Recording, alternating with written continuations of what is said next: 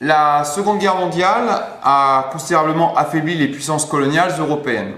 Sur le plan économique, les nécessités de la reconstruction réduisirent fortement les investissements dans les colonies.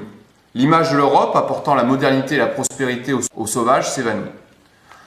Sur le plan diplomatique, les États-Unis et l'URSS, devenus les maîtres du monde issus de la guerre, sont les puissances favorables au démantèlement des empires coloniaux.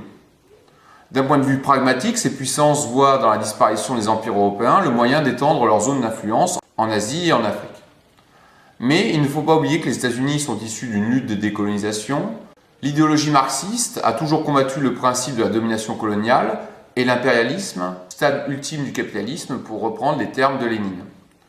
Dès les années 1920, les partis communistes s'engagent activement dans la lutte anticoloniale, contre-propagande, aide matérielle aux rebelles, tels Abdelkrim lors de la guerre du Rif, mais aussi contre-exposition coloniale en 1931. Dernier acteur, l'ONU précise dans sa charte de fondation que tous les États membres s'engagent à respecter le droit des peuples à disposer d'eux-mêmes. Et donc la France et l'Angleterre se doivent de respecter le vœu des populations qui désireraient acquérir leur indépendance.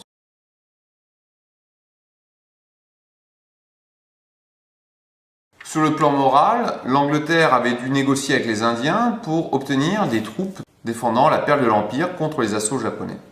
En 1942, le Parti du Congrès avait voté la mention « Quit India ». Le mouvement indépendantiste dirigé par Gandhi et Nehru acceptait de soutenir la lutte contre le Japon en échange de l'ouverture de négociations dès la fin du conflit. Pour la France, la situation est plus ambiguë et plus difficile. Vichy n'avait pas assuré la défense de l'Indochine qu'elle était censée protéger. De Gaulle avait acquis la légitimité nécessaire auprès des Alliés grâce au ralliement de Félix Éboué.